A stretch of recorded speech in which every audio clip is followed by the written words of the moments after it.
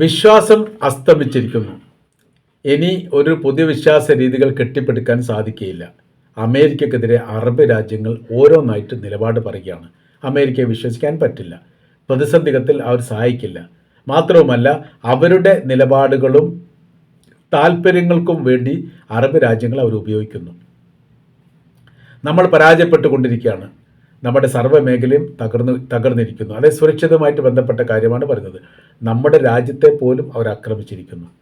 ഇതെല്ലാം കൃത്യമായ രീതിയിൽ കാണുകയും മനസ്സിലാക്കുകയും ചെയ്ത അമേരിക്കൻ പ്രസിഡന്റ് ഡൊണാൾഡ് ട്രംപ് മൗനം പാലിക്കുന്നത് ധിക്കാരപരമായിരിക്കുന്ന രീതിയാണ് എന്നുകൂടി ഈ വിഷയവുമായിട്ട് ബന്ധപ്പെട്ട് അറബ് രാജ്യങ്ങളിൽ നിന്ന് വരുന്ന റിപ്പോർട്ട് സൂചിപ്പിക്കുന്നു.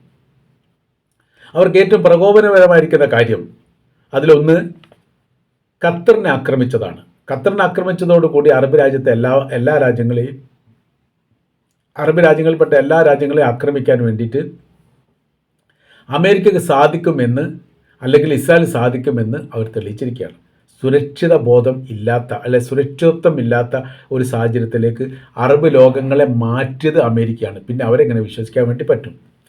അപ്പോൾ അമേരിക്കക്കെതിരെയാണ് നിലപാടുകൾ പറയുന്നത്, സമീപനങ്ങൾ പറയുന്നത്. ഘട്ടം ഘട്ടമായ രീതിയിൽ അമേരിക്കയുടെ സൈനിക ബേസുകൾ അവിടെ നിന്ന് മാറ്റണം എന്നുള്ള അഭിപ്രായം ഇപ്പോൾ ശക്തമായി ഉയർന്നു വരുന്നു.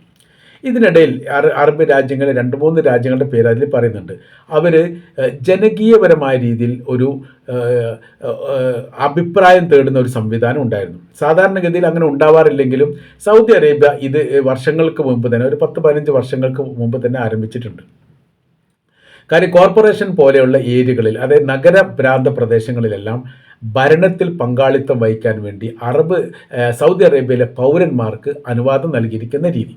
അങ്ങനെ നമ്മുടെ നാട്ടിലെ പോലെ ഇലക്ഷൻ സംവിധാന കാര്യങ്ങളൊക്കെ വെച്ച് വീടാന്തരം കയറി പ്രചരണം നടത്തുന്ന രീതിക്ക് വ്യത്യസ്തമായി ഓരോരോ ഏരിയകളിൽ ടെൻറ്റ് വെച്ചുകൊണ്ട് അവിടെ നിന്ന് ഈ ക്ഷണക്കത്ത് പോലെ അല്ലെങ്കിൽ ക്ഷണിച്ചുകൊണ്ട് ഈ കാര്യങ്ങൾ തങ്ങളെ വോട്ട് ചെയ്യണമെന്ന് സ്ഥാനാർത്ഥികൾ അഭ്യർത്ഥിക്കുന്ന സംവിധാനങ്ങൾ ഉണ്ടായിരുന്നു. കാവയും കാര്യക്കൊക്കെ വെച്ചുകൊണ്ടാണ് ആ ഒരു പരിപാടി. ഒരു സായാഹ്ന വൈകുന്നേര സമയത്ത് ഒരു 4 മണി 5 മണി മുതൽ ഒരു 7 മണി 8 മണി വരെയൊക്കെ അതുണ്ടാവും. അത് ടെൻറ്റ് വെച്ചിട്ട് അവരുടെ സ്ഥാനാർത്ഥിയുടെ പേര് വിവരങ്ങൾ വെച്ച് കഴിഞ്ഞിട്ട് അവിടെ ഈ ഫ്ലെക്സ് വെച്ചതിന് ശേഷം എല്ലാവരും വിളിക്കുകയാണ്. പല ആൾക്കാരും, പല അറിവുകളൊക്കെ ഈ മേഖലയിൽ വന്നുകൊണ്ട് ഈ കാര്യങ്ങൾ സംസാരിച്ചു പോകുന്ന ഒരു രീതി. നമ്മൾ വോട്ട് നടത്തുന്നതിൽ നിന്ന് കുറച്ചും കൂടി വ്യത്യസ്തമായ രീതിയിൽ. കാര്യം എന്ന് പറഞ്ഞാൽ വീടാന്തരം കയറുകയോ അതല്ലെങ്കിൽ ഈ ഓരോരോ കടകൾ കയറിയിട്ട് പറയുകയോ കാണുന്ന വ്യക്തികളോട് പറയുകയോ അങ്ങനത്തെ സംവിധാനമില്ല. ആ സ്വാതന്ത്ര്യത്തിന് അപ്പുറമായ രീതിയിൽ നിങ്ങൾക്ക് ഇത്തരം പ്രചരണങ്ങൾ നടത്താൻ വേണ്ടി പ്രത്യേക ഒരു ഏരിയ കൊടുത്തുകൊണ്ട് അവിടെ പ്രചരിപ്പിക്കാൻ വേണ്ടിയിട്ടുള്ള ഒരു സ്വാതന്ത്ര്യം നൽകിയിരുന്നു. അതോടൊപ്പം തന്നെ മറ്റൊരു രീതി വെച്ചത്, ഗവൺമെൻറ്റുമായിട്ട് ബന്ധപ്പെട്ട വിഷയത്തിൽ നിങ്ങൾക്കും അഭിപ്രായം പറയാം. എന്താ അഭിപ്രായം പറയേണ്ടത്? എന്തെങ്കിലും വികസന സംബന്ധമായ കാര്യങ്ങൾ എത്തുന്നില്ലെങ്കിലോ, അല്ലെങ്കിൽ ഈ ഗവൺമെൻറ് തലത്തിലെ ഉദ്യോഗസ്ഥർ എന്തെങ്കിലും പോരായ്മകൾ ചെയ്യുന്നുണ്ടെങ്കിലോ, ഗവൺമെൻറ് തലത്തിൽ എന്തെങ്കിലും മാറ്റത്തിരുത്തലുകൾ വരുത്തണമെന്നുണ്ടെങ്കിലോ നിങ്ങൾക്ക് അഭിപ്രായം പറയാം. അതിന് ഭരണത്തിലെ ഏറ്റവും പ്രധാനികളായിരിക്കുന്ന ആളുകൾ വരികയും മൈക്ക് കാര്യങ്ങൾ, അത് സംസാരിക്കാനുള്ള സ്വാതന്ത്ര്യം അല്ലെങ്കിൽ അവകാശം ഇവർക്ക് കൊടുക്കുകയും ചെയ്യുന്നൊരു സംവിധാനമുണ്ട്. അതിൽ ഏറ്റവും പ്രധാനപ്പെട്ട, അത് 10 വർഷം മുമ്പ് നടന്ന സംഭവമാണ്. ഏറ്റവും പ്രധാനപ്പെട്ടത് അമേരിക്കയുടെ സൈനികർ എന്തിനാണ് സൗദി അറേബ്യയിൽ പ്രവർത്തിക്കുന്നത്? നമ്മുടെ രാജ്യത്ത് പൗരന്മാരില്ലേ? സേവന സംബന്ധമായിരിക്കുന്ന കാര്യത്തിൽ അവരെയല്ലേ ഏൽപ്പിക്കേണ്ടത്? അവർക്ക് നമ്മൾ ഈ ആധിപത്യം പോലെയുള്ള അല്ലെങ്കിൽ സംവിധാനം പോലെയുള്ള കാര്യങ്ങൾ ചെയ്തു കൊടുക്കുക തീർത്തും തെറ്റായിരിക്കുന്ന കാര്യമാണ്. അതിൽ നിന്ന് ഭരണകൂടത്തിന് മാറാൻ പറ്റില്ലേ എന്നുള്ളതായിരുന്നു പ്രധാനമായിരിക്കുന്ന ചോദ്യം. ആ ചോദ്യത്തിൻ്റെ ഒടുവിൽ അതിന് ഭരണാധികാരികൾപ്പെട്ടവർ തന്നെ മറുപടി പറഞ്ഞു എന്നാണ്, ഗവർണറേറ്റിലെ പ്രതിനിധി മറുപടി പറഞ്ഞു എന്നാണ് കാണാൻ വേണ്ടി സാധിക്കുന്നത്. അദ്ദേഹം പറഞ്ഞിരിക്കുന്ന കാര്യം, അതേക്കുറിച്ച് ഞങ്ങൾ ആലോചിക്കുന്നുണ്ട്. അത് ജനപങ്കാളിത്തത്തോടു കൂടി അല്ലെങ്കിൽ ജനകീയ അഭിപ്രായം ഉണ്ടെങ്കിൽ അതൊന്നുകൂടി വളരെ ഫാസ്റ്റായിട്ട് വേഗത്തിലാക്കാൻ വേണ്ടി ഞങ്ങൾ ശ്രമം നടത്തും. ഘട്ടം ഘട്ടമായി അമേരിക്കയിലെ സൈനികരെ രാജ്യത്തിൽ നിന്ന് പുറത്തു പോകാനുള്ള സംവിധാന കാര്യങ്ങൾ ചെയ്യും എന്ന് പറഞ്ഞതിൻ്റെ അടിസ്ഥാനത്തിൽ പിന്നീട് ആ പ്രവൃത്തിയിലേക്ക് സൗദി അറേബ്യ നീങ്ങി. അങ്ങനെ എയർബേസുമായി ബന്ധപ്പെട്ട കാര്യങ്ങൾ ഏറെക്കുറെ അത് അവസാനിച്ചു. സൈനികരെ സംബന്ധിച്ചിടത്തോളം ഘട്ടം ഘട്ടമായി അവരവിടെ നിന്ന് ഒഴിവാക്കി. അഥവാ അമേരിക്കൻ സൈനികർ സേവന സംബന്ധമായിരിക്കുന്ന കാര്യത്തിന് വേണ്ടി ഒരാൾ പോലും ഇപ്പോൾ സൗദി അറേബ്യയിൽ സേവനം ചെയ്യുന്നില്ല എന്ന് ചുരുക്കം. അതോടൊപ്പം തന്നെ ഈ സൈനിക ബേസുകൾ അത് ഒഴിവാക്കി താൽക്കാലികപരമായി പ്രതിസന്ധി ഘട്ടത്തിലോ മറ്റോ വേണമെങ്കിൽ ഒരു കരാർ വ്യവസ്ഥ പ്രകാരം അവർക്ക് ഒരു എയർപോർട്ട് ഉപയോഗിക്കാനുള്ള ഒരു കരാർ വ്യവസ്ഥയുണ്ട്. അത് ഏതൊരു രാജ്യവും അങ്ങോട്ടും ഇങ്ങോട്ടും പറയുന്ന സമയത്തുള്ള ഒരു കരാർ വ്യവസ്ഥക്കപ്പുറം സ്ഥിരമായ രീതിയിൽ ഖത്തറിനെ പോലെ ബഹ്റൈനിലെ പോലെ സ്ഥിരമായ രീതിയിൽ അമേരിക്കയ്ക്ക് എയർബേസ് ഇല്ലാത്ത ഒരു രാജ്യത്തിൻ്റെ പേര് കൂടിയാണ് സൗദി അറേബ്യ എന്ന് പറയുന്നത്. അങ്ങനെ അവർ ആ ഭാഗത്ത് നിന്ന് മുൻപ് തന്നെ 10 വർഷങ്ങൾക്ക് മുമ്പ് തന്നെ ഘട്ടം ഘട്ടമായി ഒഴിവാക്കുന്നതിൽ സൗദി അറേബ്യ വിജയിച്ചിട്ടുണ്ട്. ഇപ്പോൾ പിന്നീടും അവിടെ നയതന്ത്ര ബന്ധത്തിനോ സുഹൃത്ത് ബന്ധത്തിനോ ബിസിനസ് സംബന്ധമായ കാര്യത്തിനോ ഇറക്കുമതി കയറ്റുമതിയുമായി ബന്ധപ്പെട്ട വിഷയത്തിനോ ഒന്നും ഒരു വിഷയങ്ങൾ ഉണ്ടായിട്ടില്ല. അത് പരസ്പരം അങ്ങോട്ടും ഇങ്ങോട്ടും സഹകരിച്ചു കൊണ്ടാണ് ചെയ്യുന്നത്. എന്നാൽ 2023 ചിത്രങ്ങളൊക്കെ മാറ്റി എഴുതി അത് സാരമായിട്ട് ബാധിച്ചത് അറബ് രാജ്യത്തെയാണ്. ഒക്ടോബർ 7 ഹമാസിൻ്റെ ആക്രമണം എന്ന് പറഞ്ഞാൽ ഒരു ഹമാസ് ഇസ്രായേൽ വിഷയമായിട്ട് അത് അവസാനിച്ചിട്ടില്ല. അറേബ്യൻ ദേശത്തെ മൊത്തത്തിൽ പിടിച്ചുലക്കപ്പെട്ട ഒരു വലിയ വിഷയമായിട്ട് അന്താരാഷ്ട്ര തലത്തിൽ ഇപ്പോഴും അത് ചർച്ച ചെയ്യുന്നുണ്ട് എന്നുള്ളതാണ് യാഥാർത്ഥ്യം.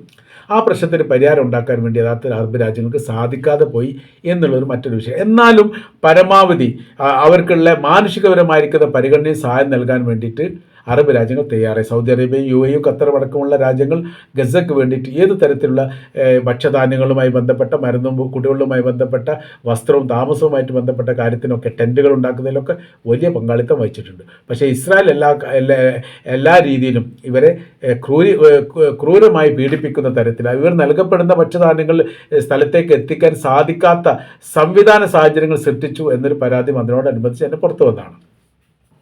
അപ്പോൾ ഇപ്പോഴത്തെ സാഹചര്യങ്ങൾ അങ്ങനെയൊക്കെ പോയി 2025 എത്തിയ സമയത്താണ് പിന്നീട് ഈ ഖത്തറിന് നേരെ ആക്രമണം വരുന്നത്. ഖത്തറിന് നേരെ ആക്രമണം വന്നതോടുകൂടി അറബ് രാജ്യങ്ങൾ തലതിരിഞ്ഞു. അവർക്ക് അമേരിക്കയുള്ള എല്ലാ വിശ്വാസവും നഷ്ടപ്പെട്ടു. റഡാർ സംവിധാനം എന്തേ പ്രവർത്തിച്ചിട്ടില്ലേ എന്ന ചോദ്യം അമേരിക്കയോട് ലോകം ചോദിച്ചിട്ടുണ്ട്. നിങ്ങളുടെ ഏറ്റവും കുറ്റമറ്റമായിരിക്കുന്ന റഡാർ സംവിധാനം ഒരു രാജ്യത്തിൻ്റെ അകത്തേക്ക് ശത്രുപക്ഷത്തിൻ്റെ ഒരു ആയുധങ്ങൾ അല്ലെങ്കിൽ സംവിധാനങ്ങൾ എത്തുന്ന സമയത്ത് കണ്ടുപിടിക്കാൻ സാധിക്കാത്തതാണോ നിങ്ങളുടെ റഡാർ സംവിധാനം എന്ന ചോദ്യത്തിന് ഇപ്പോഴും യഥാർത്ഥത്തിൽ അമേരിക്ക ഉത്തരം നൽകിയിട്ടില്ല. 2 തരത്തിൽ റഡാർ സംവിധാനം പൊട്ടിപ്പോയിട്ടുണ്ട്. ഒന്ന് 1967 അറബ്-ഇസ്രായേൽ യുദ്ധത്തോടനുബന്ധിച്ച് ഇസ്രായേലിൻ്റെ യുദ്ധവിമാനങ്ങൾ ഈജിപ്തിൻ്റെ അതിർത്തി കടന്നുകൊണ്ട് കയറിയത് റഡാറിന് കാണാൻ പറ്റാതെ പോയി. അപ്പോൾ റഡാർ സംവിധാനത്തെയും എങ്ങനെയൊക്കെ കൈകാര്യം ചെയ്യണം എന്ന കാര്യത്തിൽ അമേരിക്ക വിജയിച്ചിട്ടുണ്ട് എന്നുള്ളത് ഒരു യാഥാർത്ഥ്യമാണ്. അങ്ങനെയാണ് യുദ്ധം തുടങ്ങുന്നതിൻ്റെ മണിക്കൂറുകൾക്ക് മുമ്പ് ഒരേ സമയത്ത് 100-ലധികം യുദ്ധവിമാനങ്ങൾ പറന്നുകൊണ്ട് അറബ് രാജ്യത്തെ യുദ്ധ സാമഗ്രികളെയും സംവിധാനത്തെയും തകർത്ത് തരിപ്പണമാക്കി. 6 ദിവസം യുദ്ധം യഥാർത്ഥത്തിൽ 6 മണിക്കൂർ കൊണ്ട് വിജയിച്ചു ആദ്യഘട്ടത്തിൽ എന്നുള്ളതാണ് യാഥാർത്ഥ്യം. അപ്പോൾ ഇപ്പോൾ അമേരിക്കയെ എങ്ങനെ വിശ്വസിക്കാൻ പറ്റും എന്നൊരു ചോദ്യം പ്രസക്തമാണ്. കാര്യം എന്ന് വെച്ചാൽ ഖത്തറിനെ ആക്രമിച്ചു, അമേരിക്ക അത് കണ്ടിട്ടില്ല, അത് മനസ്സിലാക്കിയിട്ടില്ല. പിന്നെ എങ്ങനെയാണ് വേറെ ഏതെങ്കിലും രാജ്യങ്ങൾ ആക്രമിച്ചാൽ ഇത് തന്നെയല്ലേ സ്ഥിതി? അപ്പോൾ 2 തരത്തിലാണ്. ഇസ്രായേലുമായിട്ട് ബന്ധപ്പെട്ട വിഷയം വരുന്ന സമയത്ത് 100% ഇസ്രായേലിനോടൊപ്പം ചേർന്ന് നിൽക്കുക എന്നുള്ളത് അമേരിക്ക എല്ലാ കാലത്തും ചെയ്തതാണ്. ന്യായവും അന്യായവും അല്ല അവിടെ പ്രസക്തി. ഇസ്രായേൽ വിജയിക്കണം, അവർ പരാജയപ്പെടാൻ പാടില്ല എന്ന് അവർ മനസ്സിലാക്കുന്നു. അങ്ങനത്തെ ഒരു സാഹചര്യത്തിൻ്റെ ഭാഗത്താണ് ഇപ്പോഴും നിലനിൽക്കുന്നത് എന്ന് ചുരുക്കം. അപ്പോൾ അമേരിക്ക വേണ്ട രീതിയിൽ വിശ്വസിക്കാൻ പറ്റില്ല. അതിന് പകരം എന്ത് ചെയ്യണം? മറ്റ് ബദൽ സംവിധാനങ്ങൾ ചെയ്യണം. സംവിധാനങ്ങളോടൊപ്പം നിലനിൽക്കണം എന്നുള്ളതാണ്. അതിന് റഷ്യയും ചൈനയും നമുക്ക് ആശ്രയിക്കാവുന്നതാണ്. കമ്മ്യൂണിസ്റ്റ് രാജ്യമാണെങ്കിൽ പോലും നിലനിൽപ്പുമായിട്ട് ബന്ധപ്പെട്ട് അവരോടൊപ്പം ചേർന്ന് നിൽക്കുക എന്നുള്ളത് മതപരമായി തെറ്റായിരിക്കുന്ന കാര്യമൊന്നുമല്ല. അതുകൊണ്ട് റഷ്യയും ചൈനയും ചേർത്ത് പിടിക്കുകയും ഘട്ടം ഘട്ടമായ രീതിയിൽ അമേരിക്കയെ ഒഴിവാക്കുകയും ചെയ്യണം എന്നുള്ളിടത്തേക്ക് കാര്യങ്ങൾ എത്തിയിരിക്കുകയാണ്. അപ്പോൾ ഒരു തരത്തിലും അമേരിക്കയെ വിശ്വസിക്കാൻ വേണ്ടി പറ്റില്ല. അവർ തീർച്ചയായിട്ടും അറബ് രാജ്യങ്ങളെ ചതിച്ചതാണ്, പറ്റിച്ചതാണ്, വഞ്ചിച്ചതാണ്. അവർക്ക് കൃത്യമായ രീതിയിൽ കാര്യങ്ങൾ അറിയാമായിരുന്നു. അതിൻ്റെ ഒരു മുന്നറിയിപ്പ് കാര്യങ്ങൾ നൽകിയിട്ടില്ല. ഇതെല്ലാം അമേരിക്കയുമായിട്ടുള്ള അകൽച്ചയുടെ ഏറ്റവും പ്രധാനപ്പെട്ട കാരണമായിട്ട് രാഷ്ട്രീയ നിരീക്ഷകർ വിലയിരുത്തുകയാണ്. അപ്പോൾ അമേരിക്കക്കെതിരെയുള്ള ഈ നിലപാടുകൾ, സമീപനങ്ങൾ, രീതികൾ സർവ്വ മേഖലയും അത് സാരമായിട്ട് ബാധിക്കുമെന്നാണ്. കയറ്റുമതി ഇറക്കുമതിയായിട്ട് ബന്ധപ്പെട്ട കാര്യത്തിലും പണങ്ങളൊക്കെ ഈ ഒരു പ്രതിസന്ധി ഉണ്ടാകുന്ന സമയത്ത് അമേരിക്കയിൽ ഡെപ്പോസിറ്റ് ചെയ്യുന്നതുമായിട്ട് ബന്ധപ്പെട്ട കാര്യത്തിനൊക്കെ സാരമായിട്ട് ബാധിക്കുന്നിടത്തേക്ക് യഥാർത്ഥത്തിൽ അമേരിക്കൻ അറബ് രാജ്യങ്ങളുടെ വിഷയങ്ങൾ എത്തിയിരിക്കുന്നു എന്നാണ് ഈ വിഷയമായിട്ട് ബന്ധപ്പെട്ട് നമ്മൾക്ക് മനസ്സിലാക്കാൻ വേണ്ടിയിട്ട് സാധിക്കുന്നത്.